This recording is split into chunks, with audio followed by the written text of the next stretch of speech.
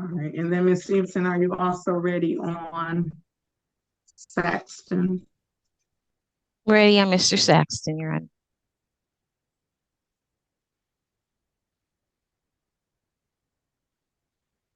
And Mr. Hayes, are you there?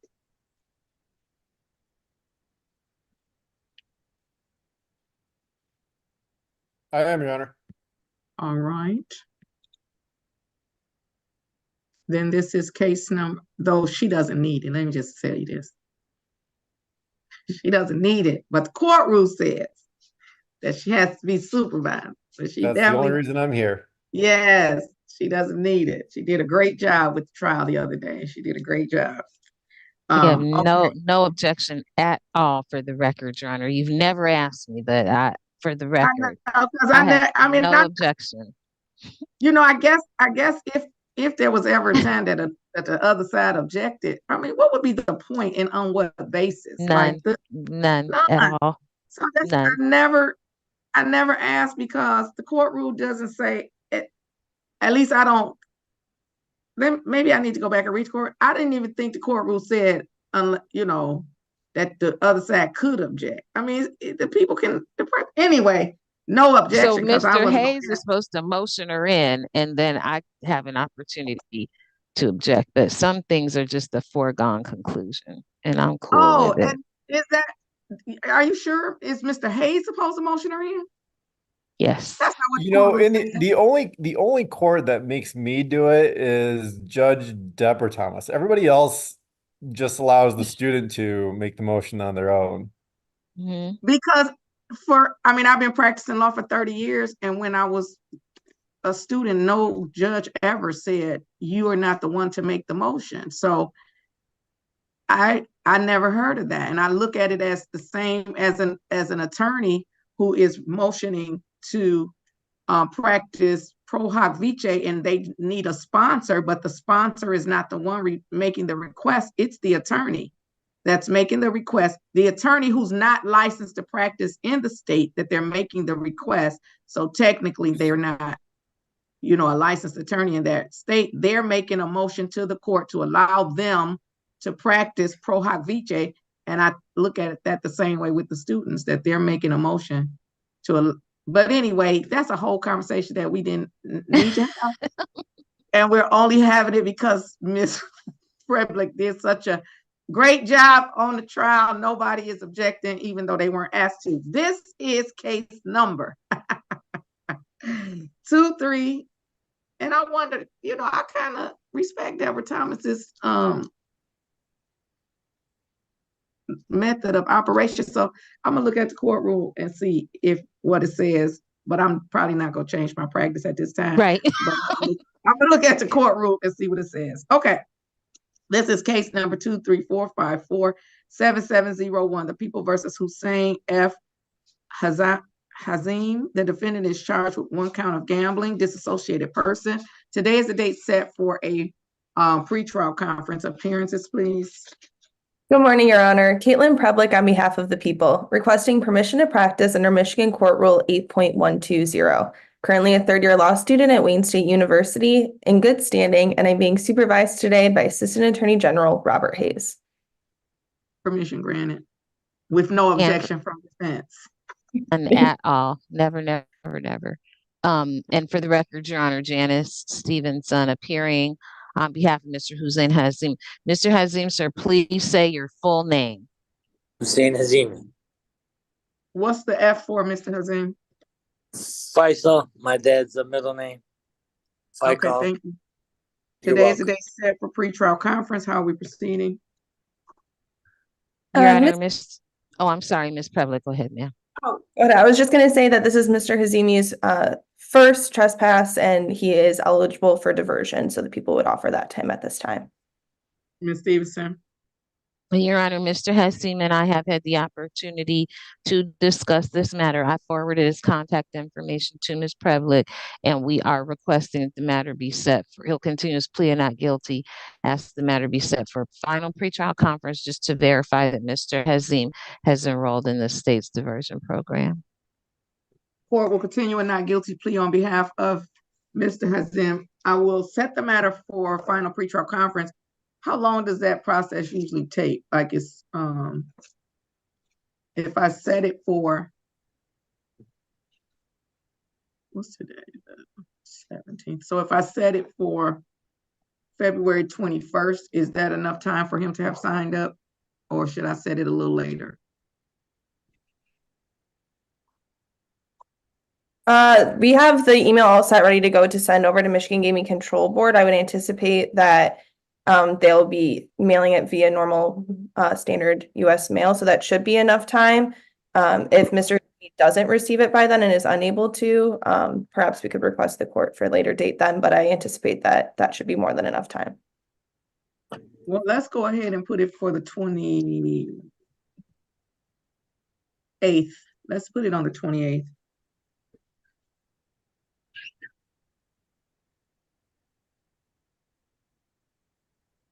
They don't email it? I believe they do both, is my understanding. Okay, because I think that's how they printed it off in Vegas. But no, don't worry, don't.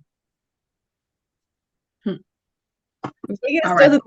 I don't know, Your Honor. The court will set the final pretrial conference for February 28th at 9:00 a.m. And then, Mr. Hazim, if you have signed up for the diversion program, the matter will be dismissed. And you will need to understand that you have to successfully complete the diversion program, or the people can reinstate the case. Anything further? Nothing. Nothing on behalf of Hazim. Thank you, Your Honor. All right, then we're all set until February the 28th at 9:00 a.m. Have a great day, sir. Stay safe. Thank you. You're welcome. All right, with respect to the people's other case, Bennett, that defendant is not here yet. So Ms. Prevlick, I'll put you and Mr. Hayes back in the waiting room. We'll see if the person comes. Your Honor, I also have Jenkins as well today. Oh, who? Jenkins. Oh, they're not here either. Mr. Jenkins was incarcerated last time, awaiting maybe a homicide case, if I'm not mistaken. Oh, okay. Mr. Flanagan, can you, oh, and I think his lawyer is, yep, Robinson. She just popped in. I mean, why would they unmute for sure? Okay, well then I will see when the jail logs Jenkins in as well. All right. Oops. Ms. Stevenson, you all spoke to Ms. Thurston because they came out with no plus sign. Did you all speak to Ms. Thurston? We tried to. We're ready on Ms. Thurston. We're going to ask that that be referred for competency, Your Honor. We have not been able to communicate with her again this morning. So who is this in the screen? This is just the deputy because I can't see. I think so. Okay. Deputy, can you unmute and give me an update on Ms. Thurston? Ms. Thurston isn't able to come to the camera this morning. Yes, she's appropriate for court, Your Honor. She's what? Appropriate for court. Okay. All right, thank you. These are case numbers 184412501 and 224520901. The people versus Danielle Thurston. Defendant is charged in each case with assault or assault and battery. Today is the date set for pretrial conference appearances, please. Good morning, Your Honor. Christina Ritter on behalf of the people, P number 83505. Janice Stevenson appearing on behalf of Danielle Thurston, who is incarcerated at the Wayne County Jail, Your Honor, unable to participate in today's proceedings. We're asking that her presence be waived. She's unable to participate due to, I believe, some mental health crisis, which has been going on for quite some time now, Your Honor. All right.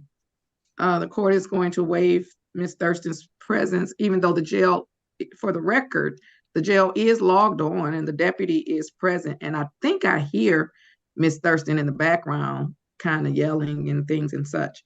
So the court will waive Ms. Thurston's presence for today's proceeding. Ms. Stevenson, how do you want to proceed? Your Honor, we ask that this matter be scheduled for competency evaluation. At this point, Ms. Thurston has not been able to assist us in her defense. All right. Question, is Ms. Thurston only being held on these two matters with me?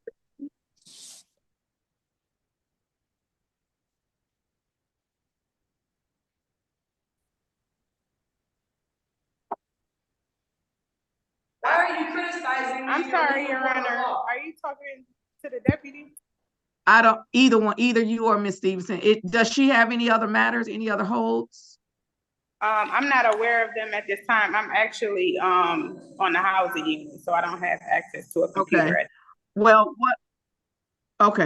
what I'll do, I'll go ahead and order competency. I was asking because it seems if she does have like a felony, seems like they will order competency on the felony. And so, but that's okay. I guess it could potentially be a duplicate referral. Ms. Ritter, were you going to say something? Yes, Judge, sorry. So I'm looking at my notes in the system and it looks like a colleague did make a note that Ms. Thurston was deemed incompetent but restorable, and there was a new date set in February in order treatment. So I'm assuming that there was a competency evaluation already done. I'm just not sure on which case. Okay, so then instead of me ordering competency, I'm going to, well, strike that. I will order competency concurrent with the circuit court's competency. So if there's already a report that was done within the last 90 days, we have to go on that report. So let's find out what that report is. It sounds like there is a report and that she might have a February court date somewhere. So Deputy, if you don't mind, once you're able, if you could call my courtroom to confirm her next court date on her felony case. Okay. Because I don't think we don't have access to it. I'm gonna right now schedule her for a competency hearing February the 29th. And then the deputy will confirm for us what her court date is with the circuit court, and that way we'll know when she comes back if they are still deeming her incompetent. Okay. Your Honor, it looks like she has a probable cause conference scheduled for February 13th in a 25th district court. Okay, 25th district. Okay. Comp order. So I'm referring her for competency, but I'm kind of relying on the other competency. So that's from the 25th district. Mr. Flanagan, maybe you could call the 25th district court and see if they are able to give us a copy of the competency report. Otherwise, I will just, we can still send our referral, okay? Okay. All right, and then I know that when we come back on the 29th, that's probably not enough time for the forensic center to do what they have to do unless they just repeat what they've already done since it was in the last 90 days, but we'll see. We'll see if I can get a copy of the other order from 25th district. All right, then we're all set. Thank you, Deputy. Bless her heart. I guess she can hear us. She can hear us because she kind of responded to some stuff I'm saying. But thank you, Deputy. We're all set. Sorry about that, Your Honor. That's okay. Have a great day. Stay safe. All right. Okay. I'm ready on Saxton.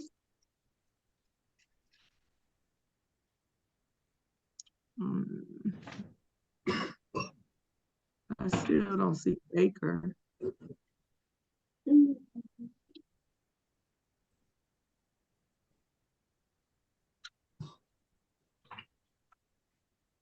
This is case number 2044698001. The people of the state of Michigan versus Dominic. Middle name is cut off, Monter Saxton. The defendant is charged with 1 count of assault or assault and battery. Today is the date set for pretrial conference appearances, please. For the record, Your Honor, Christina Ritter on behalf of the people.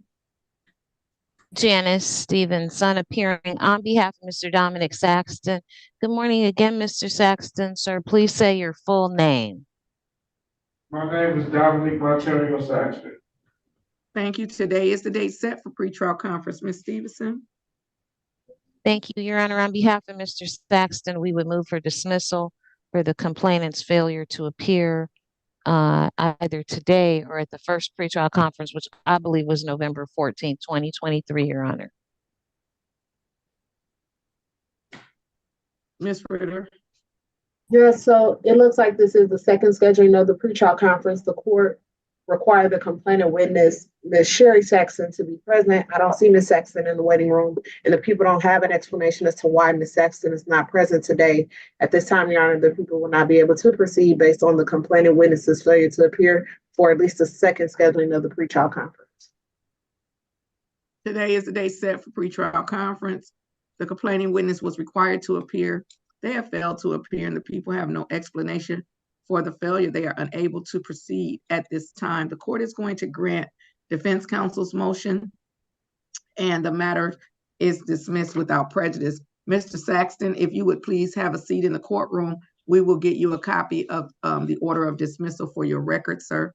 Have a great day and stay safe. How can I take this tether off? You can't take the tether off. So let's be clear about this. So you can't take the tether off. However, the case has been dismissed. And so you can talk to Ms. Stevenson about how to get the tether removed. Have a seat in the courtroom and we'll wait for a copy of the order of dismissal. Thank you, Your Honor. You're welcome. Good morning, Mr. Pernicano. I might have messed that up, but good morning. Good morning, Judge. You got it right. Thank you. Okay. And you're here for Ms. Urell, correct? Yes, Judge. All right. I'll be with you shortly. Thank you. You're welcome. Well, I'll be with you right now because none of the other lawyers are on screen. So let's go ahead and be with you. Good morning, Ms. Robinson. Good morning, Your Honor. We're still waiting on the jail to log your client in. So I'll put you back in. I wanted to let you know your client is still in custody. I believe they are on the jailer's list. So Mr. Flanagan is calling the jail to see if they're going to be logging him in. And no objection if the court wants to adjourn it. Again, he's being held for homicide trials in June. Yeah, I don't want to adjourn it, but let's see if they're going to bring him on because I need to put something on my docket. But you said his homicide trial is going in June? Yes, Judge. Okay. I mean, maybe you could talk to the people about a resolution, but that's not my business. But I'm gonna put you back in the waiting room, and then because he's charged with assault and battery, and I don't know what the situation is with the complaining witness, but we'll find out and then we'll address it. Let's see if they're going to log him in. Thank you. You're welcome. Good morning, Your Honor. Can I please get a breakout room with the prosecutor? My client's Darnell Cheeks. Good morning, counsel. And no, the answer is no. This is my prosecutor. If I send her in the breakout room with you, that means that Mr. Pernicano's case can't be heard. That means that the other cases can't be heard. I really, really, and truly, 1000% want you all to talk before you come to court. Court is not the time to talk. That's what elongates the docket. So the answer is no. She's busy right now. You could chat her in the chat, or you could text her But she's getting ready to go on the record. This is the only prosecutor that I have. And Okay, I'm Judge, sure thank she you. should have sent an offer, and we're on the docket for trial. So, all right. Okay, I'm ready on Uriel. I need Ms. Uriel to start her camera. And then I'm ready on Mr. Flanagan. I do need an answer about the jail so I can let Ms. Robinson know. And then Ms. Uriel, I believe I gave you instructions about remaining stationary, but I may not have. So I need you to be stationary. I need you to be seated in an upright position and ready to attend court. I cannot walk around on your camera. You're standing at the podium right now. We're standing at the podium. Yeah, I'm frustrated too. Can you put your head up, take your hands off your eyes, and let's pretend that we're in court. If we can't pretend that we're in court physically, then we shall be in court physically. So we either have to pretend that we're there and act as if we're there, or we shall be there. We shall actually be there in person, standing at that podium. This is case number 224557001. The people of the state of Michigan versus Sierra Renee Uriel. The defendant is charged with 1 count of assault or assault and battery. Today is the date set for final pretrial conference. Appearances, please. For the record, Your Honor, Christina Ritter on behalf of the people. For the record, Your Honor, Joseph Pernicano, P84918, appearing on behalf of Sierra Uriel. Ms. Uriel, please unmute and state your name. Sierra Uriel. What's your middle name, please? Renee.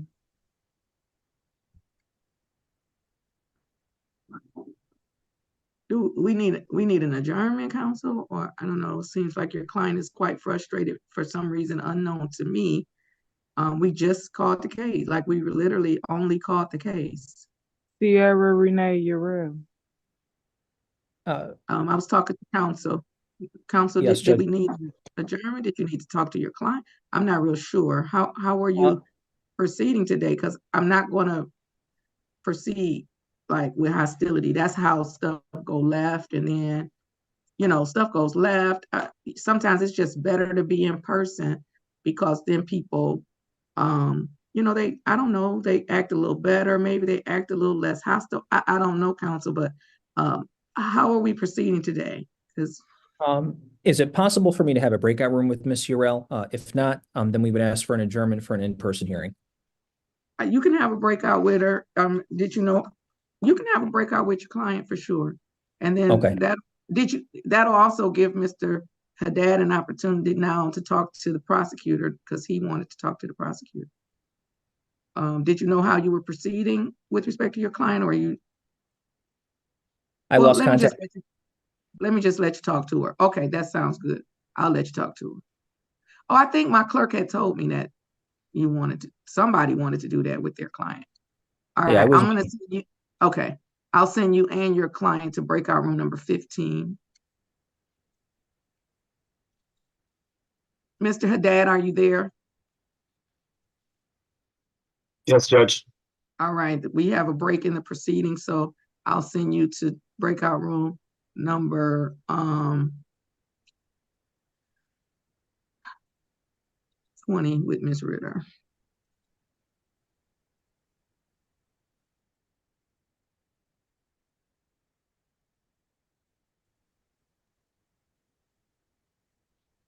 May I go now, Your Honor? Okay. Yes.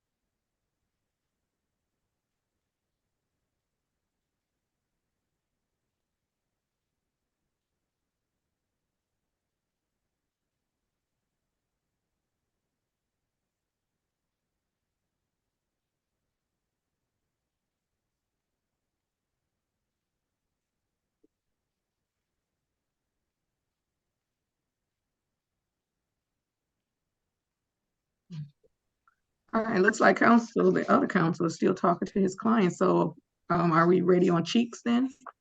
Yes, Judge. Okay, I believe Mr. Cheeks is in the waiting room. she is. Or he is, I should say. He is. Mr. Cheeks, start your camera.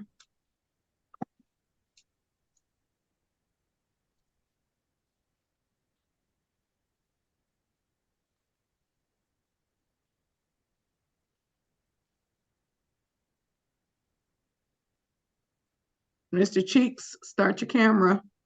Are you there? All right, looks like Mr. Cheeks isn't there. I'm ready on, are we ready on Rucker? Oh, Rucker doesn't have a plus sign. Let's see.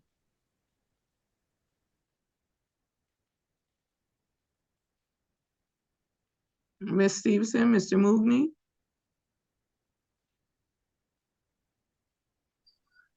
I'm Are we sorry. ready? Are we ready on Rucker? One second, Judge. All right, are we ready on, we're ready on Adams? Ready on Adams, definitely.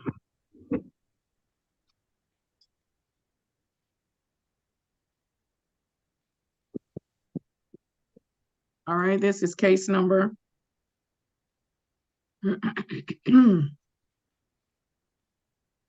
Why don't I see it on my docket? Oh, right here. Okay. This is case number 23442-810, when the people of the state of Michigan versus Jalen Pierre Adams. Defendant is charged with harboring a runaway, and today is the date set for final pretrial conference. Appearances, please. For the record, Your Honor, Christina Ritter on behalf of the people. May it please the court, Abdullah Moogny here on behalf of Jalen Adams, who appears today via Zoom. Jalen, could you please unmute your microphone and say your full name for the record? Yes, my name is Jalen Pierre Adams. Today is the date set for a pretrial conference. How are we proceeding? So today we're going to continue our request for a jury trial and ask that another final pretrial date be set. And then, I'm sorry, let me correct. Today is the date set for final pretrial conference. Court will continue a not guilty plea on behalf of Mr. Adams. Oops.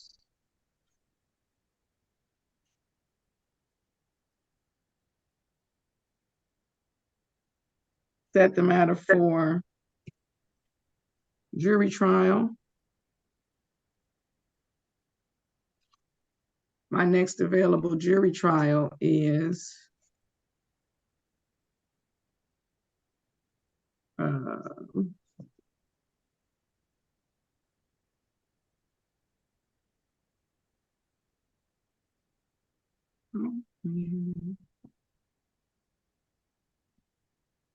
oh, that's the wrong book. Oh,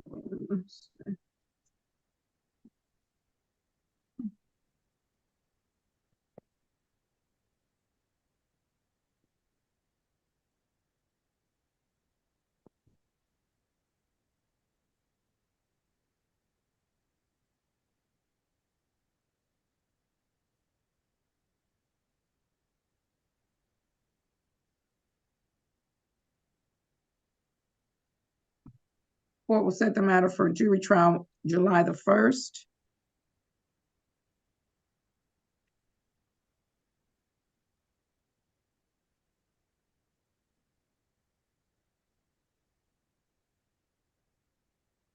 Mr. Flanagan, can you tell me when the Lavelle Baker jury final pretrial conference is that's also scheduled on July 1st? June 5th, 9:10 a.m. Court sets this matter for final pretrial conference.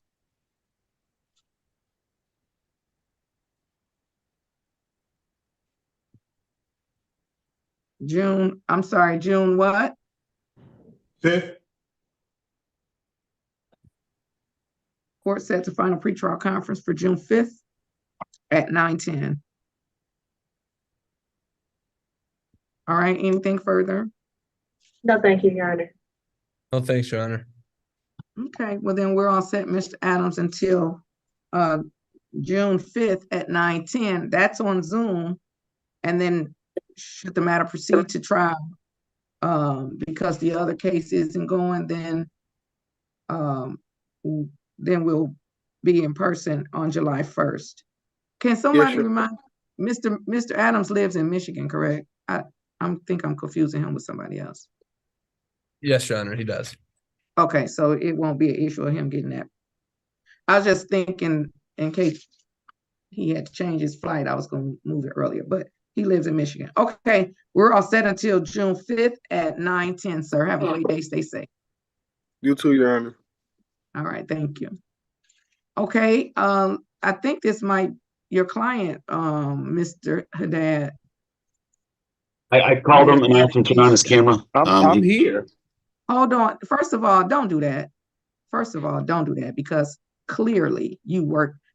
Okay, first of all, don't do that. Let's just say that. And then the way you said it, as if you've been here.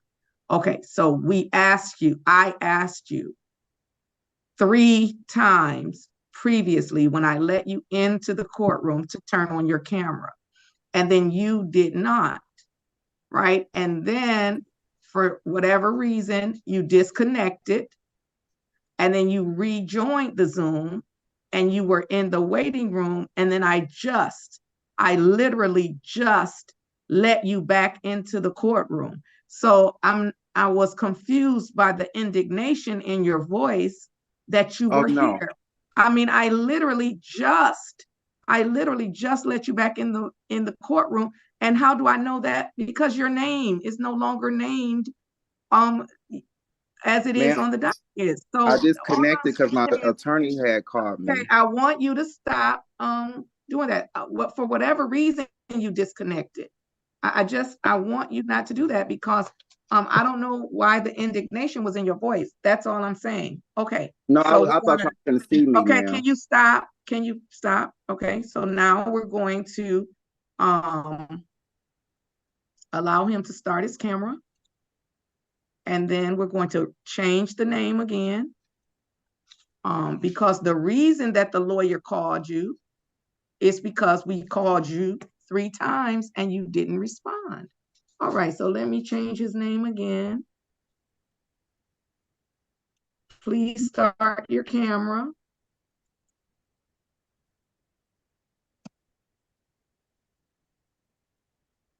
All right, and now there we are. Professional and appropriate for court. And you all are going to stop coming on here acting like we're not in court, because we are.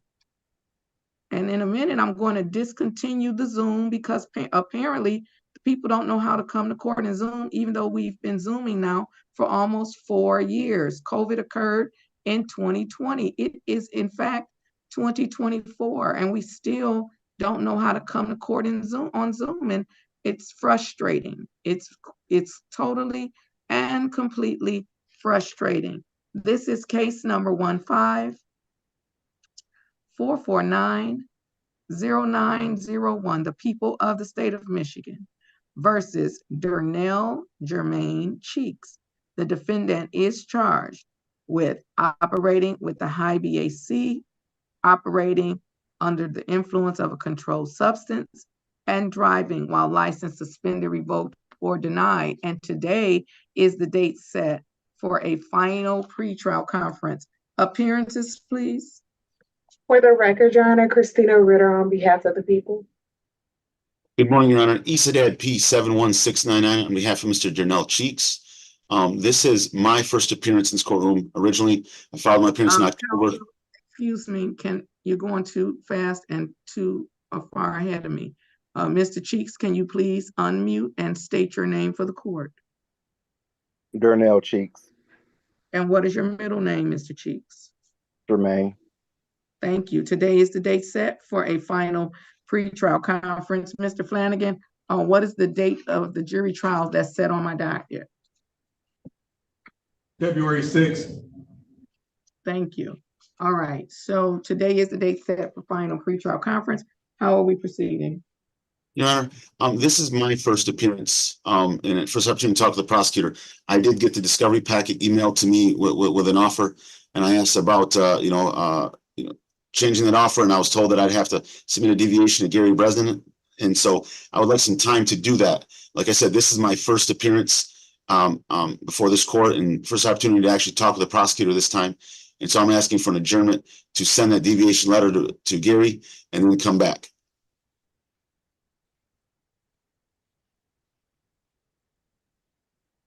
All right, today is the date set for final pretrial conference. And I remember when I think when Mr.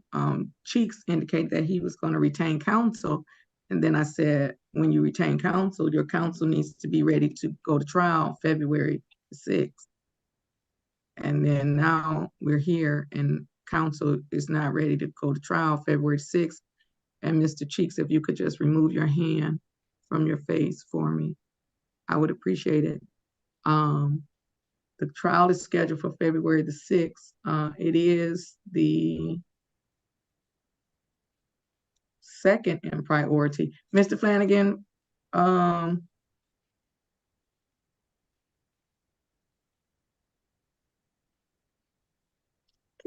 is Ms. Stevenson on here?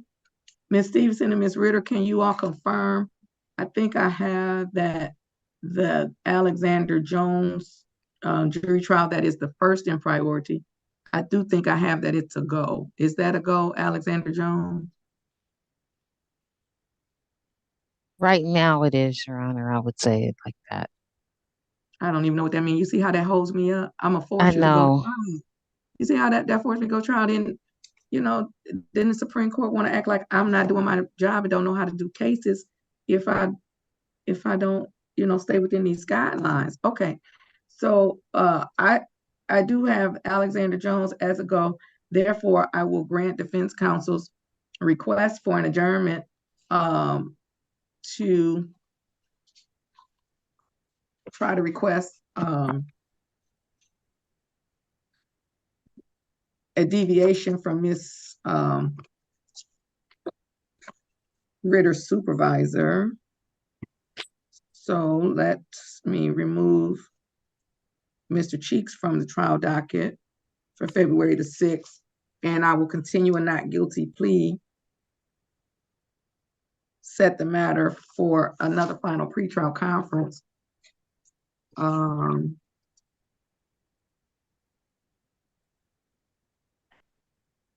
Mr. Haddad, do you believe that perhaps March the 6th is enough time for you to get that? Yes, Judge.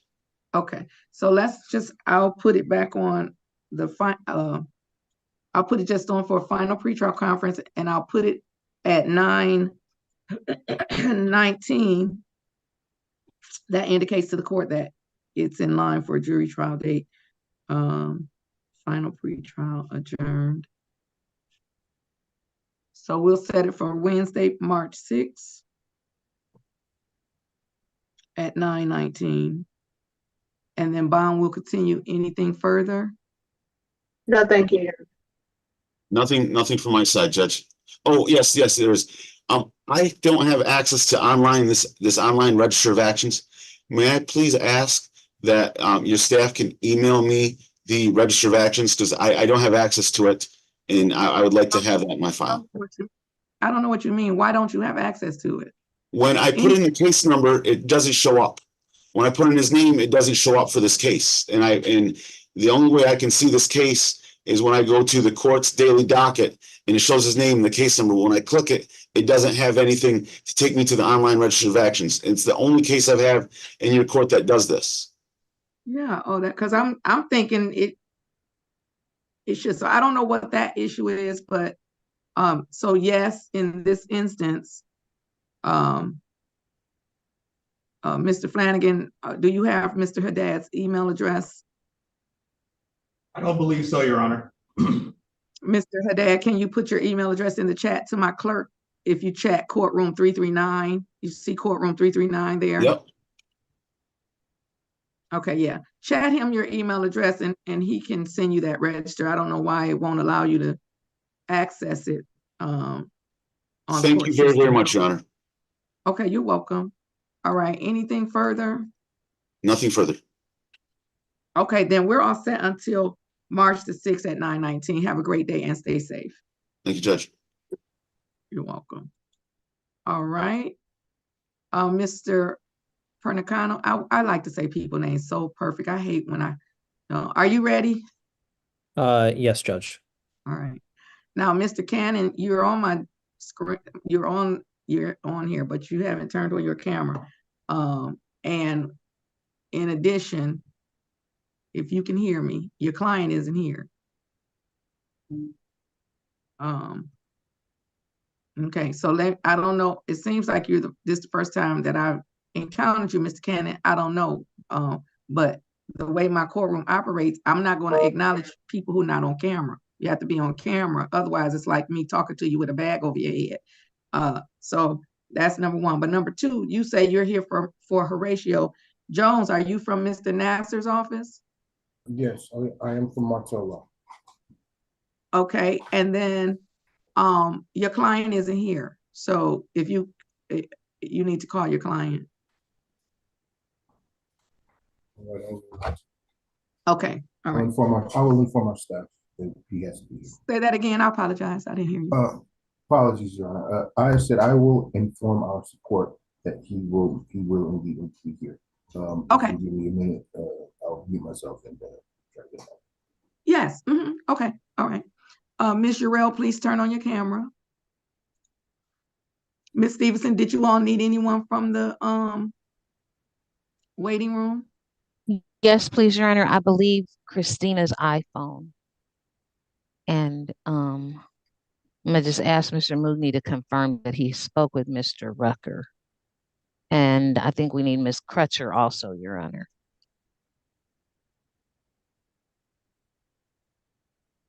Yes, I spoke with Mr. Rucker. Okay. Okay.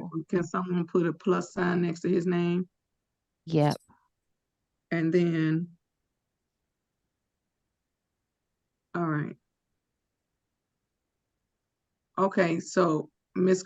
Crutcher, I'm going to send you to a breakout room. Please accept to join the breakout room and wait for the lawyers to come in to speak with you. Okay.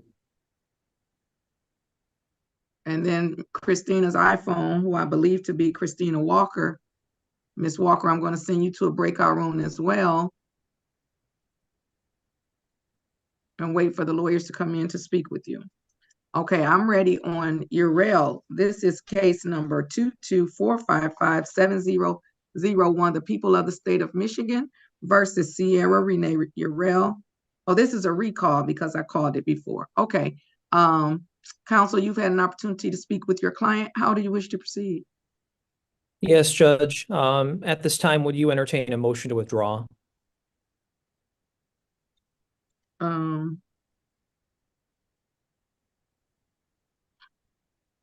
I guess so. Judge, there has been a Go ahead. May I proceed? Thank you. There has been a breakdown in the attorney-client relationship. We have fundamental differences regarding our understanding of the facts in this case, as well as the application of the law to the facts. Based on that, I would motion to withdraw at this time, again, as there has been a breakdown in the attorney-client relationship. And Ms. Urell, do you agree with that assessment by your counsel? I guess. Okay, I guess. And then counsel, you were retained, correct? No, Judge, I am appointed on this matter. Oh, okay. You're appointed. Yes, Judge. So does that mean that, oh, let me get Ms. Stevenson. Hold on. Give me 1 second.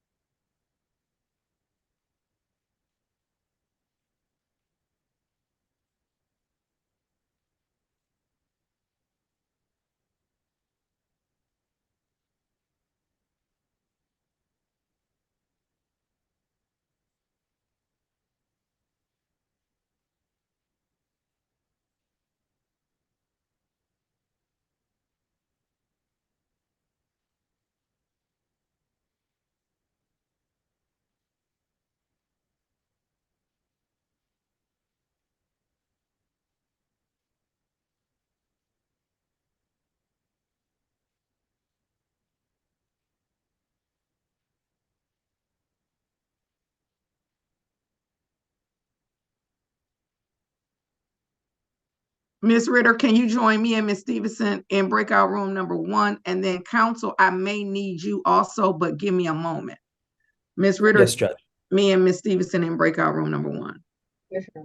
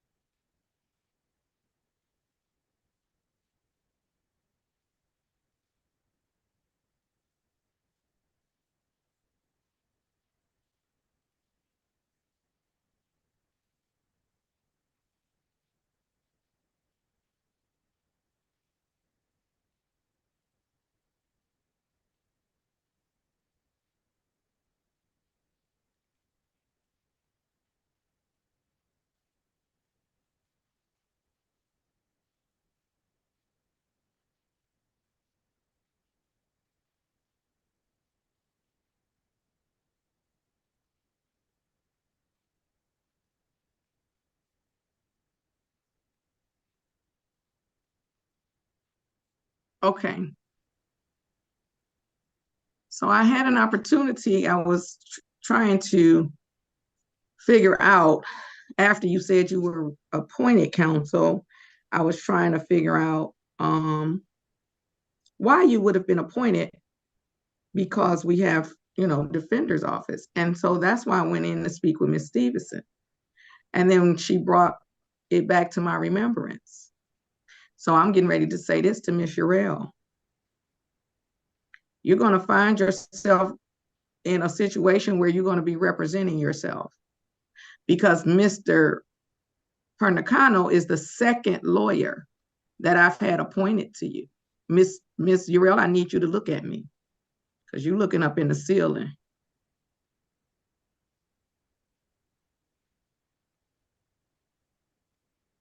So this Mr. Pernicano is the second lawyer that I've had appointed to you. And the only way that we do apple picking when it comes to picking lawyers is when we hire our own lawyers. So when you hire your own lawyer, then you get to decide what lawyer you want. You get your lawyer of your choosing. And then I was reminded that your mouth was foul when it came to your lawyer. And people don't have to put up with people being disrespectful and rude and whatever. Again, you're looking up in the ceiling. And I'm trying to be patient this morning. People don't have to put up with being cursed at when they're trying to represent you. People don't. And I think you just cursed at me because I'm good at reading. No, I did not. You're just trying to start something. I did not just curse at you. You said I'm trying to start something, girl. Who you talking to? Look at you. You're being rude right now. I'm not even being rude to you. You've been rude all morning. I haven't even been rude to you. My level best. I've tried my level best. And then she just had the nerve to say I've been rude all morning. She just said I've been rude all morning. I mean, that is so hilariously funny. I can't even put that to words. So what I'm going to do is this. We're going to all just come on in downtown. And then I won't even have to read lips. I won't have to. I mean, I've literally not. She said I've been rude all morning. I've literally not said anything about the fact I that just tell you what you said. I've literally not said anything about the fact that Miss Urell is like literally in the bed. I've not even addressed the fact that she's in the bed, and she said I've been rude all morning. And then thankfully, I don't care if you're sitting up. It is inappropriate to come to court sitting up, laying down, sitting over the bed. I don't care if you're sitting up. I know you're sitting up. I can clearly see with my eyes that you are sitting up, because contrary to popular, to your belief, because not popular to belief, I'm very intelligent. I can see that you're sitting up in the bed. What I also know is that you have been rude, and you cannot maintain a lawyer. I'm not inclined. So here's the situation we find ourselves in right now as you keep on talking, right? And the only reason that we can't hear you and it's not a disruption currently to the record is because you were on mute, and in this moment the court is not going to allow you to unmute yourself. So here's the situation. I don't have to keep giving you a lawyer. You're confused in your thinking. I have given you 2 lawyers free. I've given them to you. I've provided them as according to what the law requires. And this is the second lawyer that the court has provided for you that wants to withdraw. It's the second lawyer. So here's the situation. I'm going to allow counsel to withdraw. And then Miss Urell is going to have to try to get her some more counsel. Miss Urell is going to have to get her own counsel. Or Miss Urell is going to have to represent herself. I will talk to the Michigan Indigent Defense Council office and see if they're willing to appoint one more lawyer for Miss Urell. And I believe the answer may be no, because what we're not going to do is keep appointing lawyers for Miss Urell to curse out or be rude to, or decide that she knows best on how to do the case. That sounds like Miss Urell needs to represent herself because she believes that she knows best how to do that. So we're going to come in person. Mr. Flanagan, we'll talk about it after the docket, but Miss Urell needs to try to see if she can hire her own lawyer. If the MIDC appoints another lawyer to this case, and let me just let the record reflect. I know it can only be reflected in the video as opposed to in the verbal record, because Miss Urell is on mute. She is slamming her hands together. She is continuously talking while the court is talking. She is slamming her hands together. She now has her hands on her head, and it's just inappropriate. So we're going to come in person in 2 weeks, and we're going to see if we can get another lawyer to do the case. And if not, that's fine too. Miss Urell, today is the January 17th. We're going to come January 31st in person. So we're going to set this in person at 9:02. Council, you are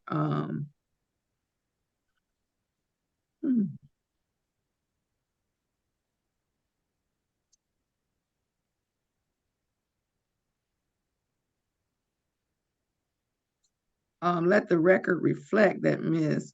Urell does have her hand up, and I am going to allow for her to unmute, but I'm going to state in advance and for the record that if you are rude, if you are yelling, if you are anything other than, and then let the record reflect that she is also sent directly to me, which is inappropriate, right? She has sent a chat saying, so I'm trying to figure out, you just not go let me say none, N-U-N. So that's what's in the chat. So let me just indicate for the record that is inappropriate to say to the judge. That's it's disrespectful. And if that's how you're going to talk to me when I unmute you, I'm going to immediately mute you back. And then it appears that we might need to submit the matter for a competency evaluation. But I'm going to allow you to unmute, and you're going to be respectful to me, or I'm going to mute you back. And there's nothing funny going on in my courtroom.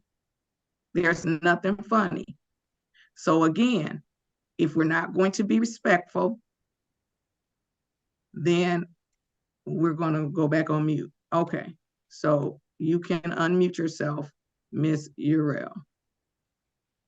I could talk now.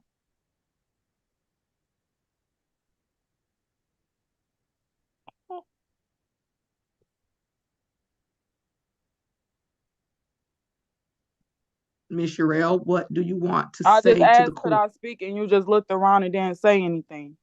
Ms. Urell, what do you want to say to the court? This is my last time asking you.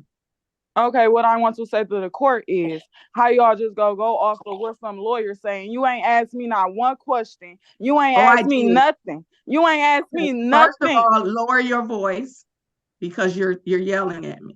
Because Second you of sitting all, here trying to make it just off of what a lawyer said. First of I all, was you're never yelling at me, disrespecting him. and I'm not going to allow that. Second of all, I specifically said, so let's rewind. No, I know exactly what you said. Because your memory is not, your memory is failing you, and let the record reflect that I've muted Ms. Urell. So when counsel asked to withdraw,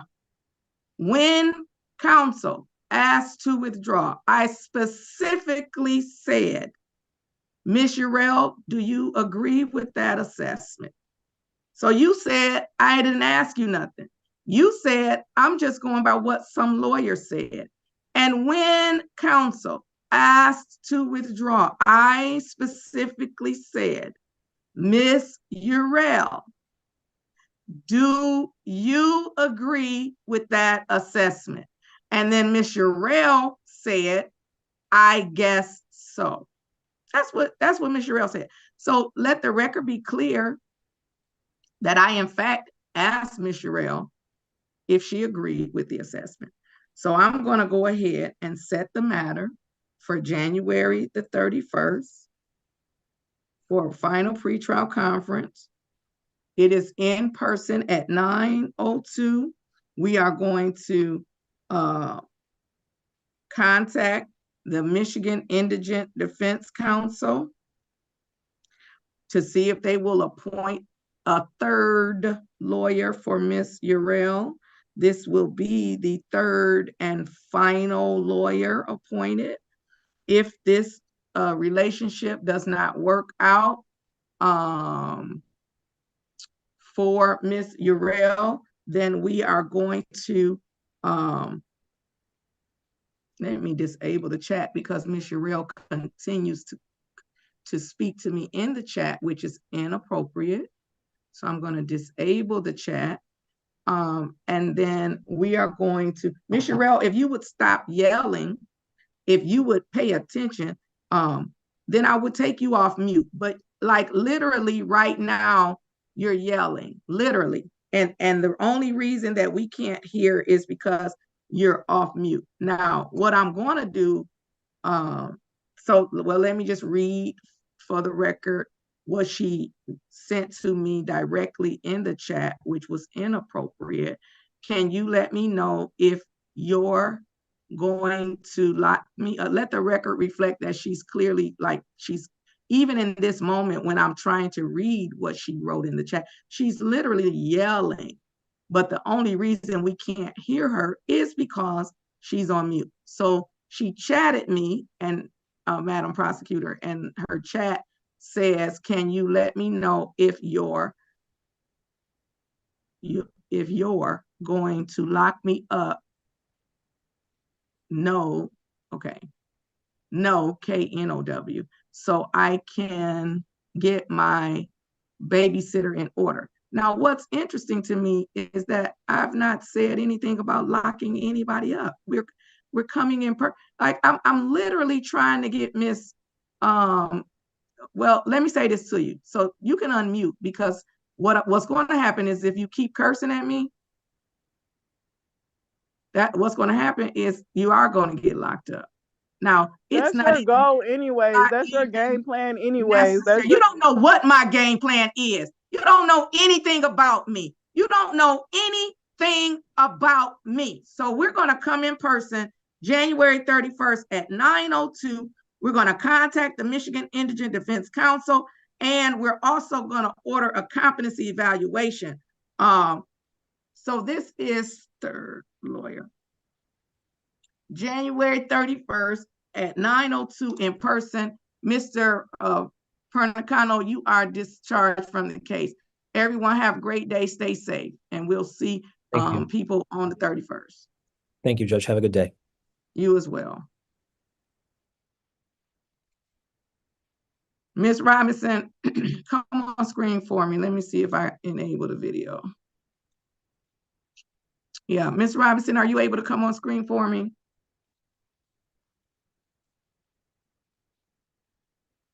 She might be doing something else.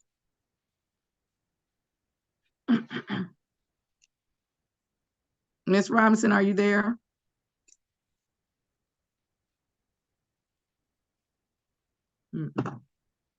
All right.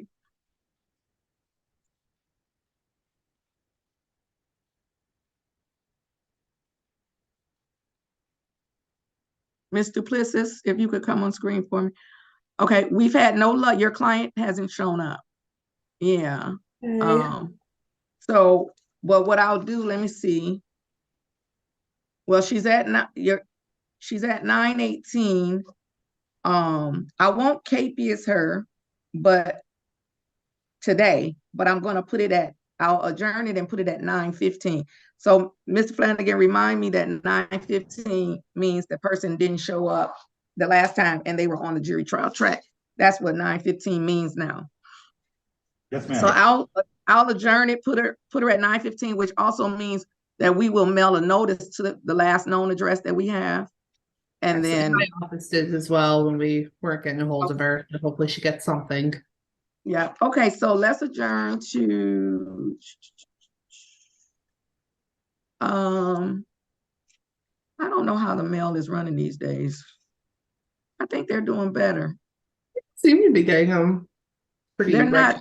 I don't think they're quite back to you get your mail the next day. But I do think they're doing better. Mr. Flanagan, how many do I have on February 12th, that Monday?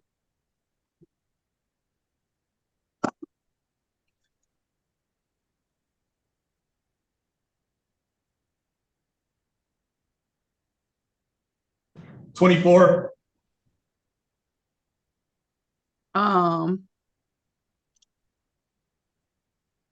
Is that a good day for you, Ms. That works Duplessis? perfect. All right.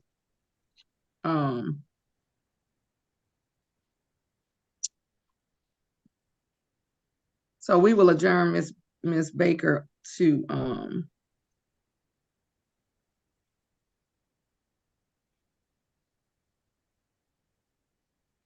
whoops, why am I doing that? February 12th at 9:15. Perfect. All right. And then while I have you on here, we're scheduled for a jury trial on the 23rd for Young. Is that going? So this is the case that Ms. Miller is actually being transferred to.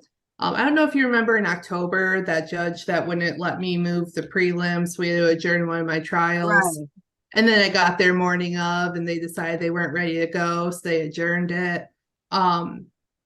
It's now adjourned to the 23rd. So my office mate, Alex, who also takes cases in Detroit, is just picking the case right up from me so we don't have to do any adjournments. And she's next door, so I can keep her on track. There was an offer made. She does know of that offer. We're about to call her again today and let her know if she would like to take the offer. We need to do it now before we get to a jury date where juries are being brought in. Okay. But Okay. I figured Well, the then easiest way to not adjourn or try to adjourn the court schedule again was just hand it to my office mate. Okay. All right. Well, then let Mr. Flanagan know. Okay, perfect. Thank you. All right. Thank you. Okay. Have a good day, everyone. All right. You too. Okay. Ms. Robinson, are you there? Okay, and Mr. Cannon. Okay, then that was stressful.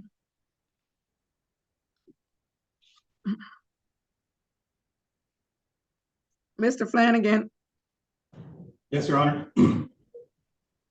Remind me to double back with respect to the time that I want you to put Ms. Urell on the docket for. Okay. But put it for the 90. No, I said 9:02, but well, it's a lot going on. I'm gonna put her on several times, but only because I need to have several things. Okay. Yes, ma'am. All right. Okay, then looks like we're ready on. Oh, let me release Mr. Hayes and Ms. Preblick.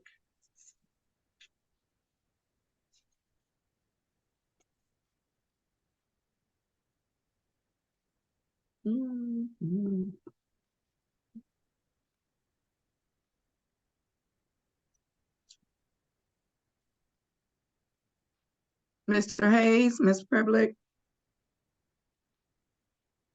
All right. Mr. Bennett has not appeared, so you all are free to go. I'm gonna adjourn it because it's a first time pretrial. And I'm probably going to adjourn it to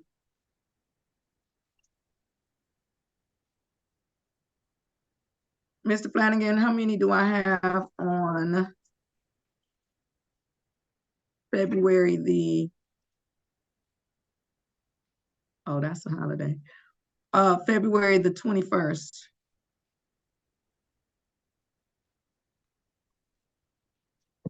$17. We're gonna put Mr. Bennett on February 21st at 8:35. Okay. Have a great day. Stay safe.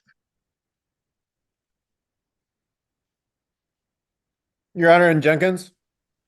Oh, I forgot. I keep forgetting that you're on Jenkins too. Yeah, Miss Robinson, are you there?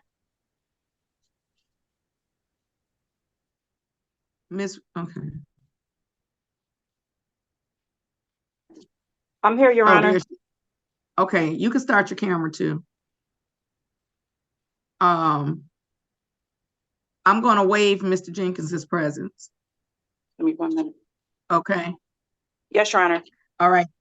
Okay, this is case number 22-452-6401. The People versus Corey Jenkins. Defendant is charged with assault or assault and battery. Today is the date set for final pretrial conference appearances, please. Good morning, Your Honor. Caitlin Preblick on behalf of the people requesting permission to practice under Michigan Court Rule 8.120. It's good for the whole day, Ms. Preblick, in my courtroom. I know the other judges been making y'all say it multiple times. It's good for the whole day. Thank you, Your Honor. I shouldn't say that because there are some cases I might say no to, but unless I say no, it's good for the whole day. Thank you. All right. Ms. Robinson. Good morning, Your Honor. If it may please the court, Sarah Robinson, P63181 for Mr. Corey Jenkins. Mr. Jenkins is currently in the Wayne County Jail being held for another case. He does have a nominal bond in this case. All right. So today is a date set for final pretrial. I said I would waive Mr. Jenkins's appearance because we did contact the jail. And apparently Mr. Jenkins is in a different unit. I won't put that on the record, but he requires, the unit he's now on requires a sergeant to bring him to the camera. And so they were trying to wait for an available sergeant. And since he is being held on the homicide case, I was going to just waive his appearance and give a date subsequent to the homicide trial unless someone wants something else. I'm fine with that. No objection from the people, Your Honor. All right. So when is his homicide case, Ms. Robinson? It's in June, Judge. Forgive me. I can look it up. Nope. So let's just put this out. Let's just put this at the end of June.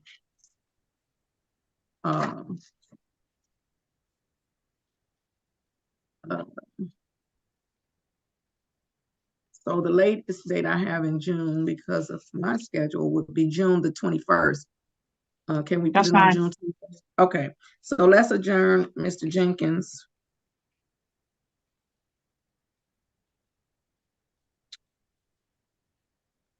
To June 21st. Yes.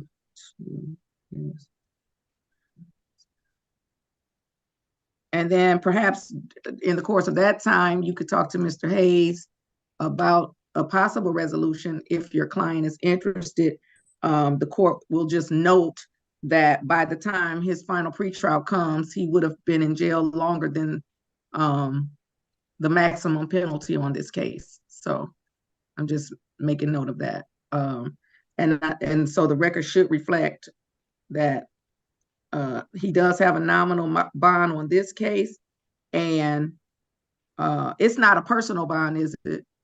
No. Okay, good. So he would be entitled to credit for time served anyway on this case. So I don't know if he's interested in any plea offer, but we can just keep that in mind for the June 21st date.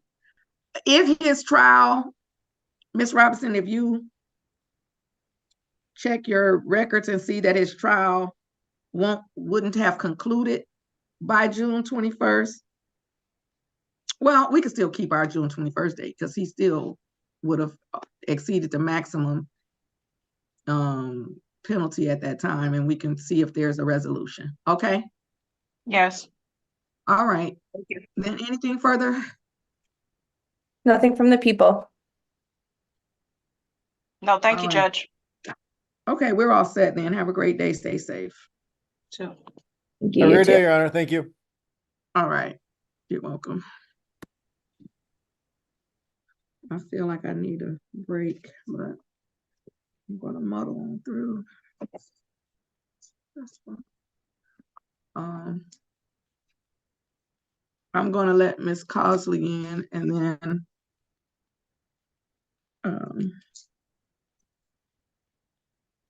I'm ready on Rucker. And then who else do we have? Yeah, Rucker and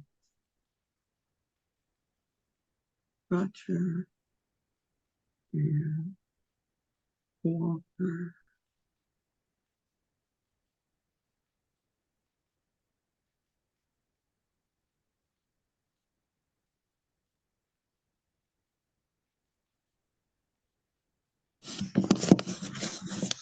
How do we start the video? I'm gonna send you to a breakout room. Please make sure you're sitting up straight. And I'm gonna send you to a breakout room to talk to the lawyers. All right. Uh-oh, did the jail just bring them after I literally just did the case? Okay. Let's see. This is a mess. Deputy. Is this Mr. Jenkins by chance? Can you unmute? We literally just waived his appearance. Is this Mr. Jenkins? Yes, ma'am. Okay, well, it was taking so long. We waived his appearance, but I adjourned Mr. Jenkins' case with me to June the 21st. So Mr. Jenkins, your lawyer will be in touch with you, but they indicated that you have a trial scheduled in June. So they want to try to make a resolution on this based upon that. So your lawyer will be in touch with you, but I adjourned your case to June 21st, okay?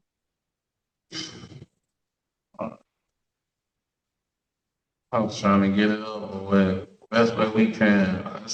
Okay, so do this then, Mr. Jenkins. I'll have my clerk, contact your lawyer. Let's stay put, Mr. Jenkins. Mr. Flanagan, see if you could get back in touch with Ms. Robinson and Mr. Hayes. See if you could get back in touch with them and see if they can log back on, let them know that Mr. Jenkins was just brought on. Okay. All right, so stay put then, Mr. Jenkins. I'll see if I can bring the parties back on, the lawyers back on. Okay. All right. I'm gonna put the jail back in the waiting room for a moment. All right. Okay, this is case number 204501501. The People versus Anthony Rucker. Defendant is charged with 1 count of assault or assault and battery.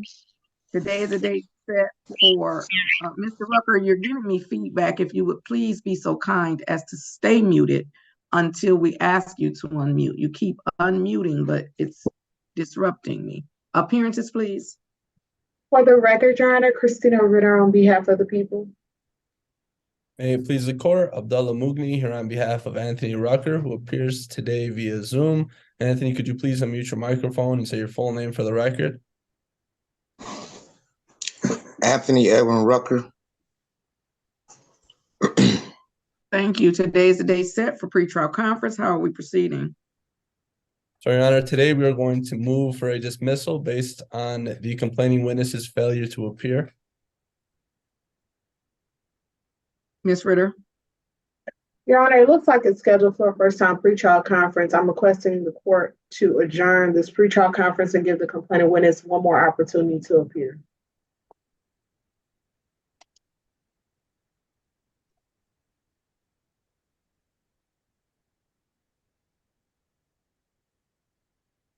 Today is the day set for pretrial conference. The complaining witness is not present. However, the court is going to deny defense counsel's motion for dismissal, grant the people's request for a one-time adjournment, giving them an opportunity to locate and notify the complaining witness of the obligation that they appear before the court. I am going to adjourn the pretrial conference to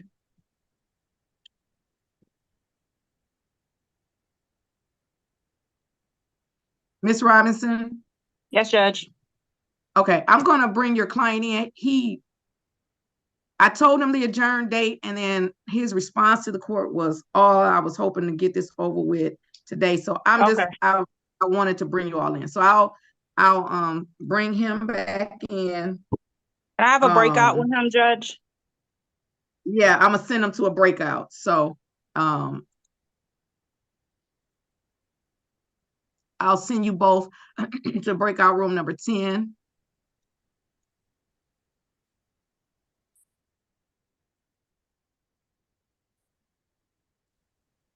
All right, and then with respect to Mr. Rucker, Mr.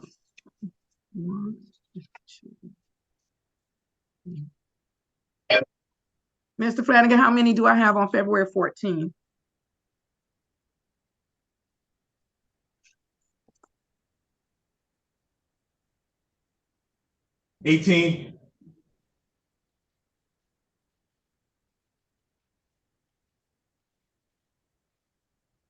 Okay. I'm going to adjourn the matter to February 14th at 8:36. The complaining witness is required to appear. Failure to appear will most likely result in the matter being dismissed unless the people have a valid explanation as to why the complainant could not appear or should not be required to appear. Bond will continue with no contact with the complaining witness. Anything further? No, thank you, Your Honor. Yes, Your Honor. I'd like to have an opportunity to talk about the fact that Mr. Rucker has a tether on. He'd like to have that removed, as the complaining witness is his mother. He is not going to do anything that would upset the court. He's going to show up to all his court dates going forward, especially knowing that there's a possibility that this could be dismissed at the next one. And he also would ask that the no contact order be reduced to a no assaultive contact, for the same reason being that this is his mother. It's his mother who went to the police at some point and accused him of a crime. But Ms. Ritter, your response? Judge, at this time, just looking at my notes, Judge, at this time, I'm going to ask the court to deny defense counsel's motion to remove the tether. It looks like On November 22nd, there was a tether violation hearing and the court did reinstate the tether and actually had police escort for Mr. Rucker to go get his belongings from the address. So I'm going to ask the court to keep the tether as of now. And I was trying to pull up the tether report, Judge, but I could not find it in my email to see exactly what the allegations were of the violation. And that would have been Judge Baltimore reinstated the tether, correct? You said November the 22nd? 22nd, correct, Judge. Okay. Yeah, okay. Well, Judge Baltimore reinstated the tether and for whatever reasons, because there was a tether violation, I'm going to deny the request for the removal of the tether. And I'm also, of course, going to deny the request for the no assaultive contact. We'll see if his mother shows up, and then let the record reflect if his mother does show up, it's going to transfer to Judge Garrett. Understood, Judge. Thank you. All right. Anything further? No, all thanks. right. We're all set until February 14th at 8:36. Have a great day. Stay safe. All right. Are you ready on? Ms. Stevenson isn't here. Mr. Nasser, your client not here. Is he with you? Judge, he is not. Oh, he's getting ready. I have him at 9:14. That means that I'm setting a high bond. I hope you know. Judge, I was prayerful. I'm the offer by the client prosecutor. I believe it's a civil infraction of careless driving. I was prayerful that this court would allow me to waive his appearance since the plea is to a civil infraction. We're having some difficulty reaching him. He's got multiple numbers. This is a transitional case from my previous firm. However, that's no excuse. But I've called the 3 numbers that I have for him, and I can't. They seem to be one is ringing and the other 2 are disconnected. I'm sure I'm going to find them, but if this court would allow us, I would waive his appearance because Ms. Ritter, I believe, is offering the civil infraction of careless driving. Ms. Ritter, is that the case? So in this case, Judge, the offer from the people was to reduce reckless driving to careless driving, and then reduce the driving while license suspended second or subsequent offense to driving while license suspended first offense. Then I'm wrong, Judge. The second component doesn't. Yeah. The second component doesn't allow me to do it. But Mr. Nasser, because here's the issue. Your client didn't appear before. He keeps not coming. So I know you probably can't find him eventually. And when you do, hopefully it's before they arrest him on this warrant that I'm going to put out for him. And then you could just walk him in. You can call my clerk and you know, get him a date to walk him in. And because it'll be a high bond. So Mr. Flanagan, this is my new rule about the walk-ins. Mm-hmm. If it's one of the cases where I've put a high bond on them, you can, you know, go ahead and give them like a same day date or the next day date. If it's one of the few that I've put a high bond on. Okay. Yeah. So I'm gonna. This is case number 204452101. The People versus Horatio Capone Jones. I am going to, KP is the defendant. He's charged with driving while license suspended and reckless driving. Today is the date set for final pretrial conference, and it's at least the second time that the defendant has failed to appear, probably more than that. I'll go ahead and let you all put your appearances on the record since I've called the case. Ms. Ritter. For the record, Your Honor, Christina Ritter on behalf of the people. And good morning, Your Honor. Good morning to your staff. May it please the most honorable court, Mohammed Nasser, P74485, appearing on behalf of Horatio Jones, who is not present, Judge. All right. So as we just indicated, Mr. Jones has failed to appear several times. And while I do appreciate the fact that Mr. Nasser will probably eventually be able to find him, this is not the first time he's failed to appear. Additionally, the people's offer does still include 1 misdemeanor count, so I can't waive his appearance. I'm going to revoke his bond, issue a KPS. I am going to set bond in the amount of $5,000, 10% plus a GPS tether. If you locate him, I will allow you to walk him in. before they arrest him on that warrant, okay? Thank you so much, Judge. Always a pleasure. All right, you as well. Always, it's a pleasure as well. All right, Ms. Robinson, did you need to speak with the Attorney General? No, not at this time, Judge. Oh, okay. No, my client and I, we're all on the same page, Your Honor. The jury trial is June the 3rd, though. I did look that up in the interim. Okay, so, all right. Well, then I'll let Mr. Hayes in. And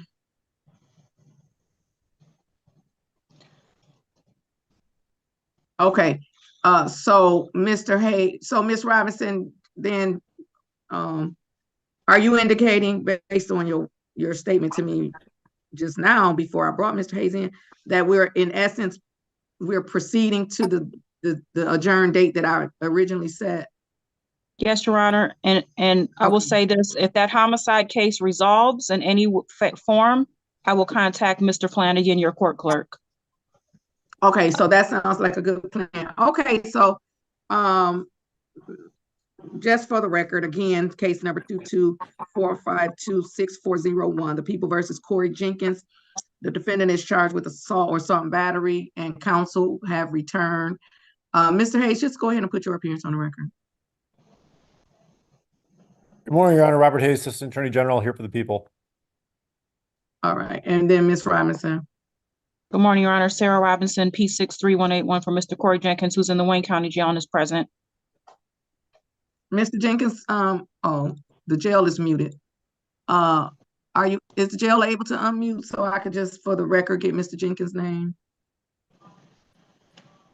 If not, the court will note that Mr. Jenkins is present in the Wayne County Jail. Okay, yeah, it looks like they're gonna unmute him. All right, Mr. Jenkins, state your name for me. Corey D. Jenkins. Okay, and then Mr. Jenkins, you've had an opportunity to speak to your lawyer this morning, and after speaking with your lawyer, we're going to maintain that June 21st date. Is that your understanding and your agreement? Yes. Okay, and then Ms. Robinson, if his other case resolves before that, you're indicating you'll call my clerk and try to get Mr. Jenkins on the docket sooner. That's correct, and I will CC Assistant Attorney General Hayes in that email. Yes, Your Honor. Okay, that sounds perfect. Then we're all set. Thank you all for coming back. Have a great day and stay safe. Thank you. All right. Okay, I'm ready on Crutcher. All right. This is case number 234545601, the people versus Robin Linnell Crutcher. Defendant is charged with assault or assault and battery. Today is the date set for a pretrial conference appearances, please. For the record, Your Honor, Christina Ritter on behalf of the people. May it please the court, Bella Mugni here on behalf of Robin Crutcher, who appears today via Zoom. Robin, could you please unmute your microphone and say your full name for the record? Robin Linnell Crutcher. All right, thank you. Today is the date set for pretrial conference. How are we proceeding? Your Honor, today we are going to move for a dismissal based on the complaining witness's failure to appear. Ms. Ritter. Judge, so it looks like this is at least the second scheduling of the pretrial conference, and the court required the complaining witness, Ms. Louisa McFay, to be present. I don't see the complaining witness in the waiting room, and the people don't have an explanation as to why the complaining witness is not present today, as they were required to appear. At this time, Your Honor, the people will not be able to proceed based on the complaining witness's failure to appear for at least the second scheduling of the pretrial conference. Today is the day set for pretrial conference. The complaining witness was required to appear. I did just let in a Motorola, and I'm going to ask that Motorola to unmute and tell the court your name.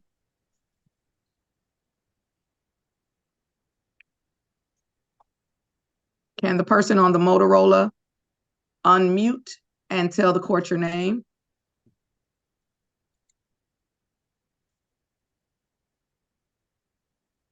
Okay, the third time is the charm. Can the person on the Motorola tell the court your name? Thank you. Marlo Brown.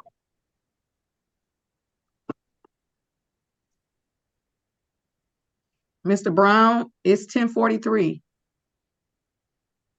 Yes, ma'am. What time did you think you were supposed to come?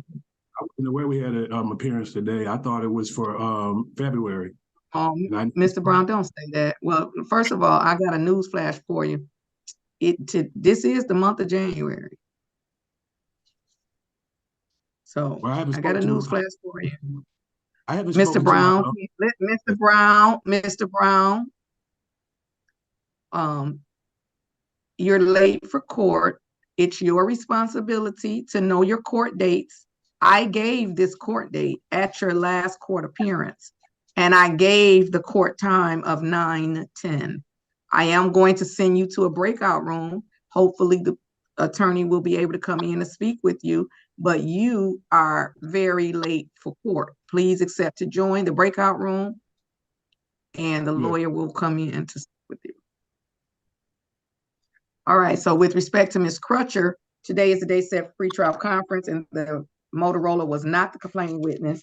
The complaining witness has failed to appear. The people have no explanation for the failure. They are unable to proceed at this time. The court is going to grant defense counsel's motion. The matter is dismissed without prejudice. Ms. Crutcher, we will mail you a copy of the order of dismissal for your records. Have a great day, ma'am, and stay safe. You too. Thank you. You're welcome. Ms. Walker, I need you to start your video, please. This is case number 234434001, the People versus Christina Walker. The defendant is charged with 2 counts of malicious destruction of property, 1 count of larceny. Today is the date set for final pretrial conference. Appearances, please. For the record, Your Honor, Ritter on behalf of the people. May it please the court, Abdullah Mugni here on behalf of Christina Walker, who appears today via Zoom. Ms. Walker, are you driving? What's going on? No. Okay. All right. Driving. I need you to stabilize your device. Okay, Mr. Mugni. Christina, could you please say your full name for the record? Christina Denise Walker. Thank you. Today's the day set for a final pretrial conference. Mr. Mugni, how are we proceeding? So, Your Honor, today we're going to ask that we continue our demand for a jury trial and request that one more final pretrial date be set so we could try to get this resolved. The court is going to continue a not guilty plea on behalf of Ms. Walker. Ms. Walker has a jury trial date scheduled for February the 6th. No. When is Ms. Walker's jury trial date? The 12th, Judge. Say that again. February 12th, Your Honor. Thank you.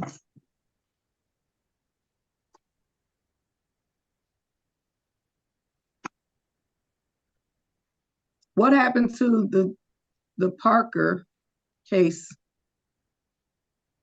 For this trial on February 5th, Your Honor.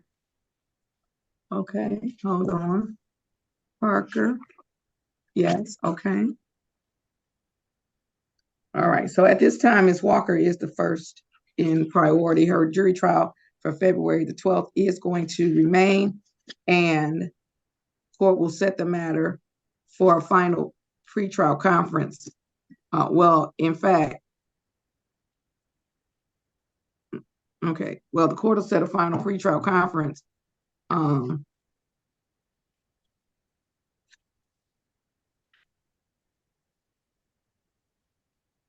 Friday, February the 9th.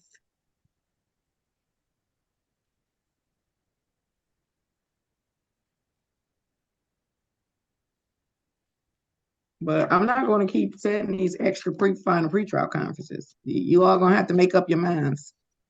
So okay. I'm not going to keep setting final pretrial conferences. This is just as it relates to all the cases. This is the final pretrial conference before the jury trial date. We're going to have to make up our minds at the last final pretrial conference before the jury trial date. I'm not going to keep setting new ones that clogs up the court's docket. Final pretrial conference February 9th at 9:10. Anything further?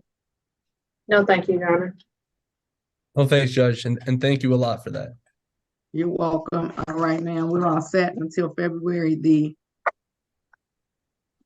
9th at 9:10. Have a great day. Stay safe.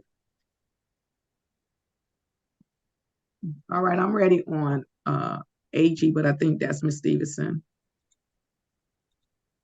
So, That's the sentencing. yes. That's hers. All right.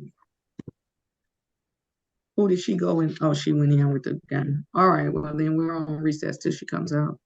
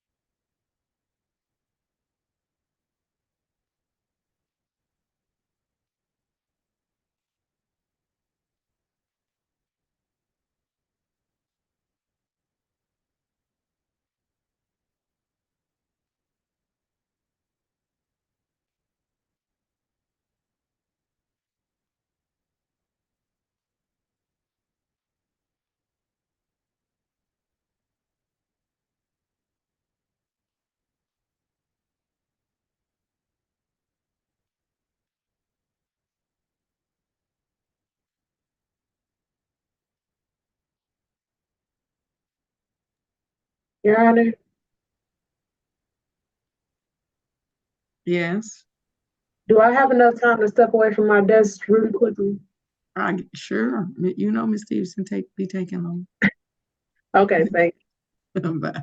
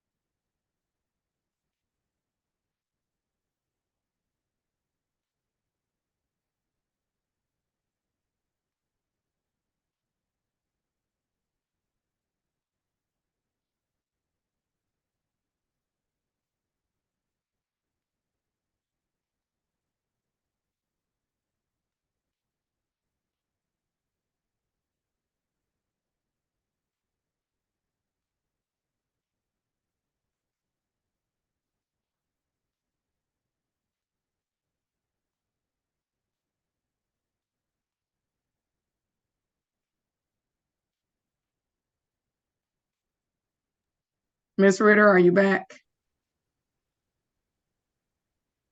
I'm back, Your Honor. All right. I'm ready on AG.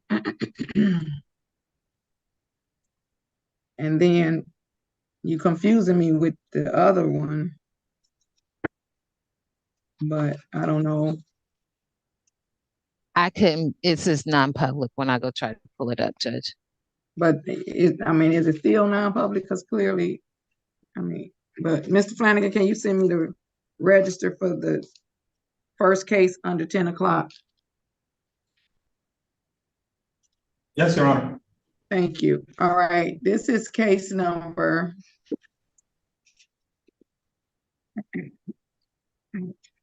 234417101, the people of the state of Michigan versus Derek A.G. Defendant is charged with operating while visibly impaired. Today is the date set for sentencing. Appearances, please. For the record, Your Honor, Christina Ritter on behalf of the people. For the record, Your Honor, Janice Stevenson appearing on behalf of Derek A.G. Mr. A.G., sir, please tell the judge your full name. Yes, Derek Ellis A.G. Today is the day set for sentencing. The court has had an opportunity to review the pre-sentence report. With respect to the report itself, are there any additions, deletions, or corrections on behalf of the people? Judge, the people had an opportunity to review the pre-sentence report. I don't see any additions, deletions, or corrections on our end. On behalf of the defense. On behalf of Mr. A.G., Your Honor, we did have the opportunity to review the pre-sentence investigation report. Your Honor, the only correction I would offer would be on page 1 in the prior criminal history. I was a little, it kind of threw me off. There's that October 6, 2023 prior conviction. That's actually this case. So other than that, that's the instant case. Other than that, we have no additions, deletions, or corrections, and Mr. A.G. does stand ready for sentencing. On behalf of the people, is there anything as it relates to sentencing? Judge, with respect to sentencing, I see that probation has recommended an 18-month probation term. I'm asking the court to adopt that recommendation, Your Honor. Also, Judge, looking at page 6 of the pre-sentence report under the substance abuse, use, and treatment, due to that information, Judge, I'm actually, if the court allows, actually will recommend the court in this matter. I didn't hear what you said. The people will recommend. I actually would recommend, and then it went blank. I'm sorry, Judge, drug treatment court. Due to that information under the substance use and treatment. Anything on behalf of the defense? Also to that, to the factor the people have just pointed out, we'd ask the court, I would just offer an explanation, Your Honor. I don't want to get too far into that, but that this was an isolated incident, and I believe that Mr. A.G. was forthright with the probation department when he had his pre-sentence investigation interview as to incident. What was an isolated so incident? Mr. A.G. suffered an injury toward the end of December 2023, and to treat the pain stemming from that injury, he did consume the narcotic that he was honest about, Your Honor. That's referenced in page 7. So Mr. A.G. is prepared for the possibility that the court will have him evaluated for participation in the sobriety court program.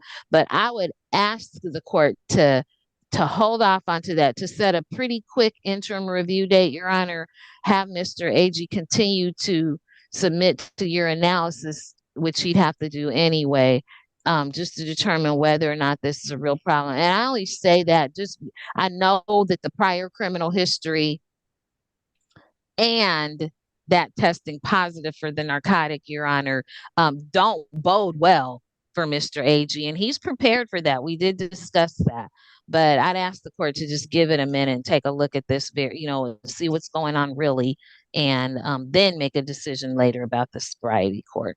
Mr. AG is, I was a little bit taken aback by the 18-month probation recommendation. I had to double check and make sure that this was not like initially charged a second offense or anything like that. That's what kind of threw me with the prior criminal history with this case being in there. But I'm going to ask the court to consider a term of probation more consistent with the final charge of operating while visibly impaired, Your Honor. And I ask the court to hold off on any advanced treatment that might be offered through the sobriety court. Would Mr. AG like to make any statement on his own behalf?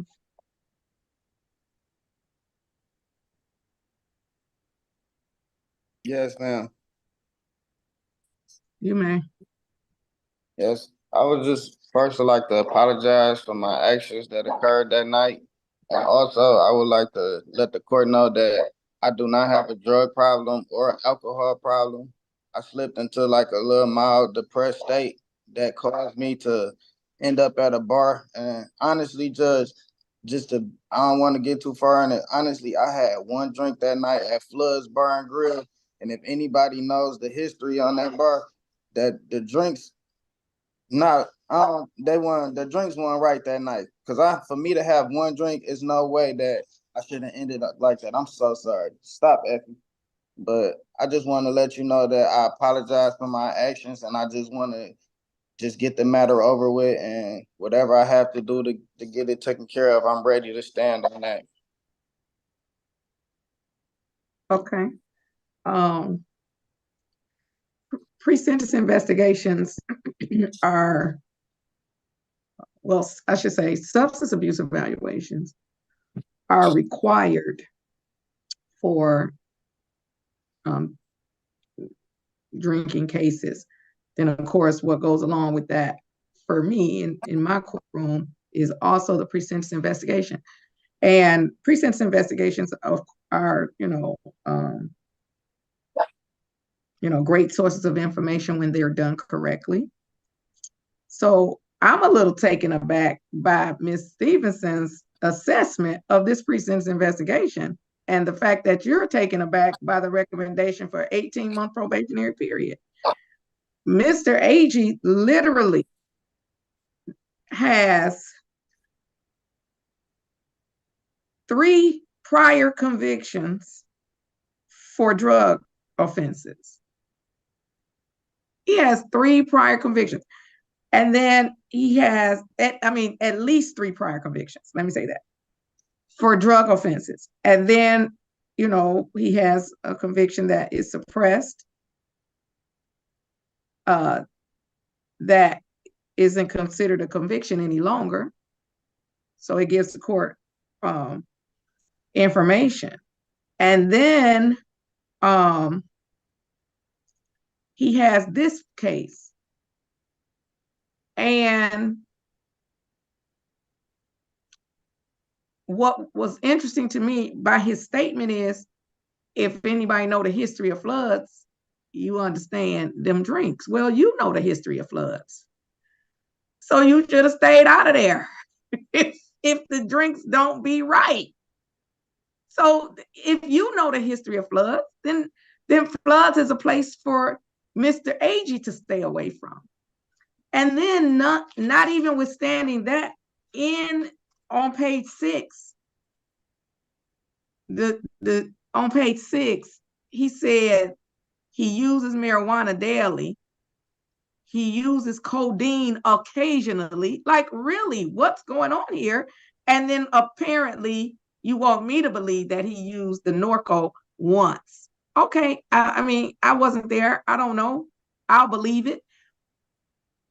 But the reason it even matters is because again,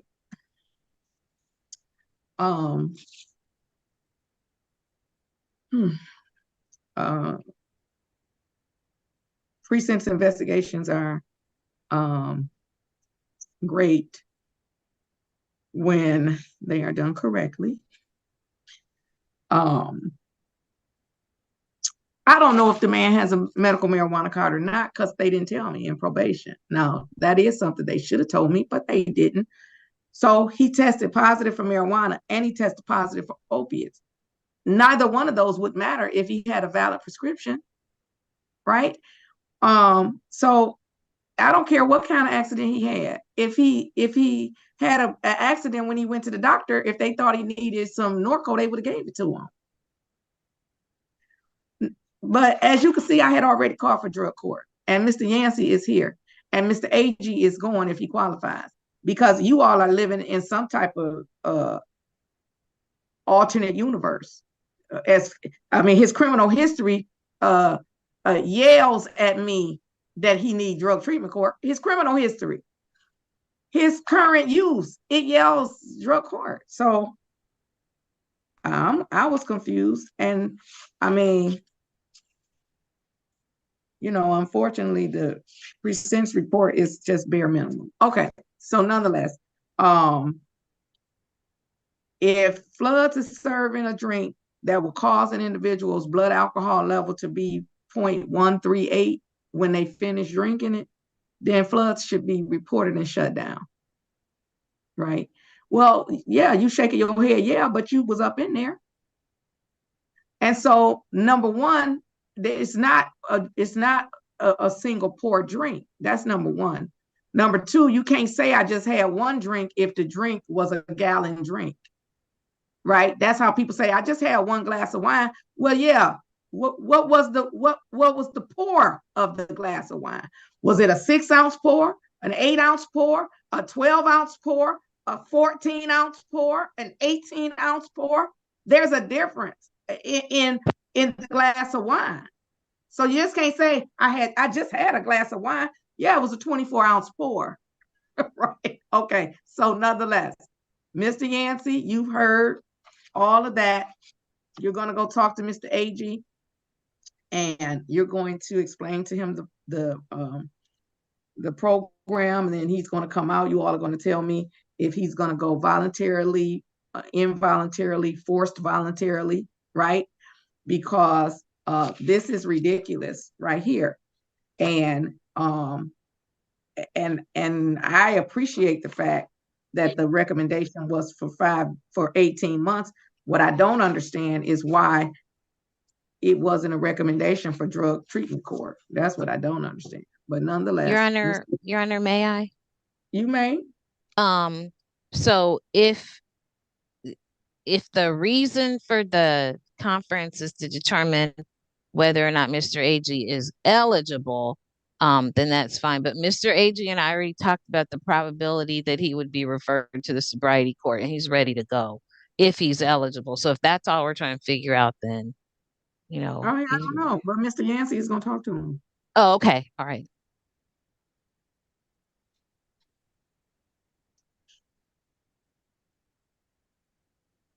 All right, I'm going to send Mr. AG to breakout room number 10.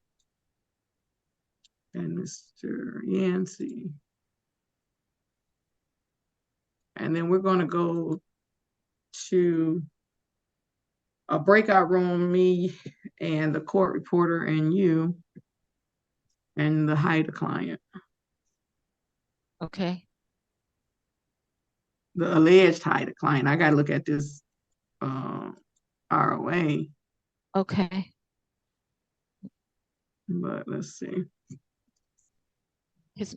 Ritter, can you look at my chat, please? Please.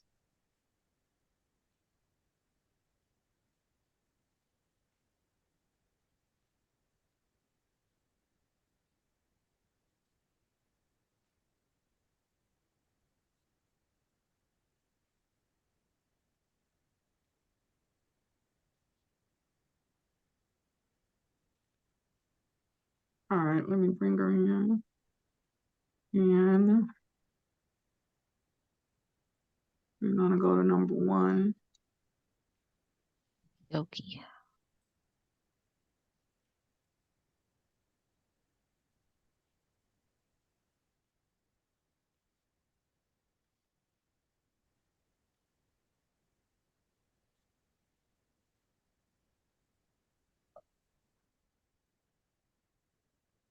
Ms. Cos, ma'am, please accept to join the breakout room. Oh, wait, I put you It's to the not coming wrong. on my. It should.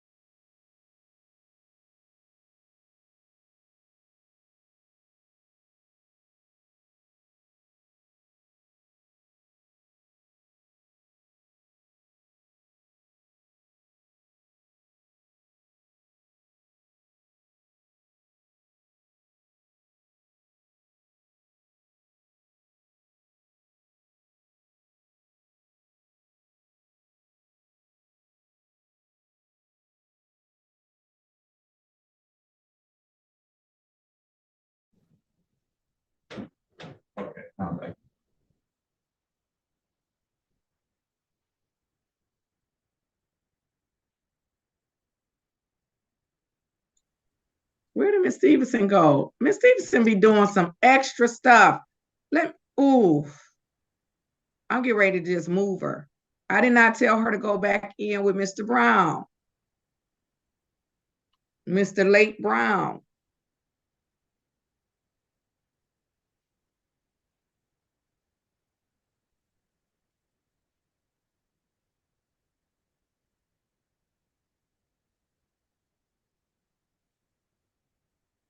Mr. Moogney?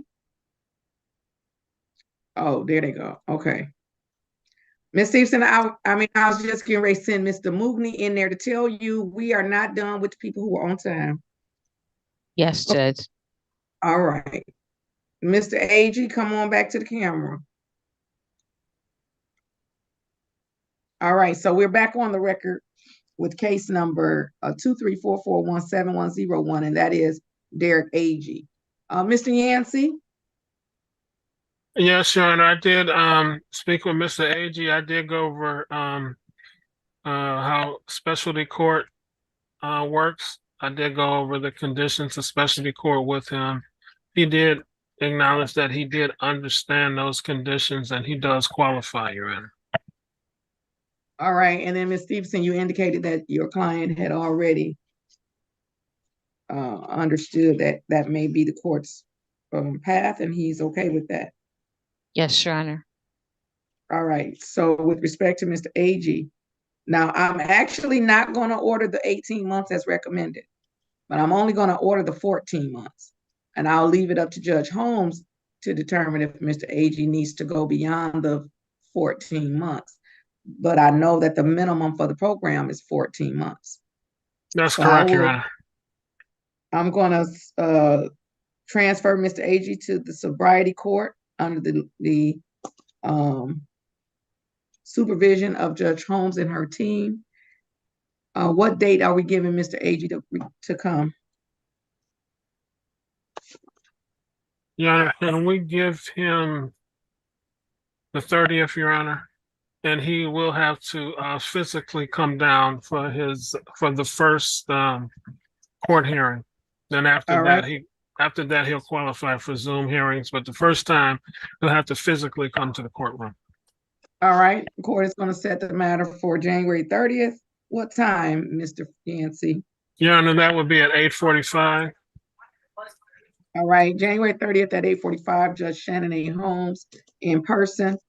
The court is going to set a 14-month term of probation, and I'm leaving all the other conditions up to Judge Holmes. Anything further? No, thank you, Your Honor. Thank you. Additionally, Your Honor. All right, then we're all set. We're all set. Well, what happened to Mr. Agee? Okay. Now, Mr. Agee, you being a little bit disrespectful right now, the way that you attended court with rubbing on your head and looking up in the ceiling and all of these things, but I'm going to go ahead and proceed because we're pretty much done. Okay, Ms. Stevenson, anything? Nothing on behalf of Mr. Agee. Thank you very much, Your Honor. All right, you're very welcome. Everybody have a great day and stay safe. Yeah, because let me hurry up and remove that. Yeah, okay. All right, bye-bye, Mr. Yancey.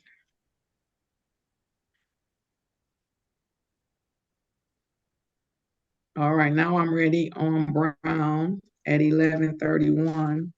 The matter was scheduled for 9:10. This is case number 11-574-5301. The people of the state of Michigan versus Marlo Darius Brown. The defendant is charged with 1 count of driving while license suspended, revoked, denied, 1 count of operating with the high BAC, and 1 count of operating while intoxicated. Today is the date set for a final pretrial conference. Appearances, please. For the record, Your Honor, Christina Ritter on behalf of the people. For the record, Your Honor, Janice Stevenson appearing on behalf of Mr. Marlo Brown. Mr. Brown, sir, please tell the judge your full name. Marlo Darius Brown. Today is the day set for final pretrial conference. Mr. Brown has a jury trial scheduled for February the 6th at 10:30. Ms. Stevenson, how are we proceeding? Your Honor, I believe the people have some information with regard to their ability. First of all, Judge, may Mr. Brown offer an apology, for his tardiness and just the whole thing, Judge? Could we start there, please? Sure, we Yes. can. Okay, Yes, Mr. Brown. I honestly apologize, Your Honor. I didn't intend on being late because it was my job to be aware, and next time I will be. Thank you, Mr. Brown. Ms. Stevenson. Okay, so thank you, Your Honor, for that. And I believe that the people have some information with regard to their ability to continue to prosecute this matter. Based upon my brief information that I got received from Ms. Ritter, I'm going to be moving for dismissal. Ms. Ritter? Yes, Your Honor. So, Your Honor, the court did set this final pretrial conference before the jury trial set on February 6th, 2024, for the people to confirm their officer witnesses for this case due to the age, Your Honor. The people did some investigation prior to the trial, and it appears to the people that the necessary officer witnesses are deemed unavailable at this time, Your Honor. However, if that status does change in the future, the people have no problem reissuing the case. But at this time, we will not be able to proceed to the jury trial set for, February 6, 2024. Ms. Stevenson. Move for dismissal, Your Honor.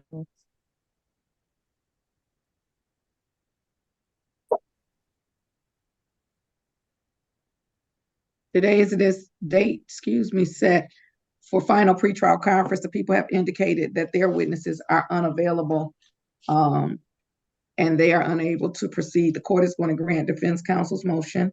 The matter is dismissed without prejudice.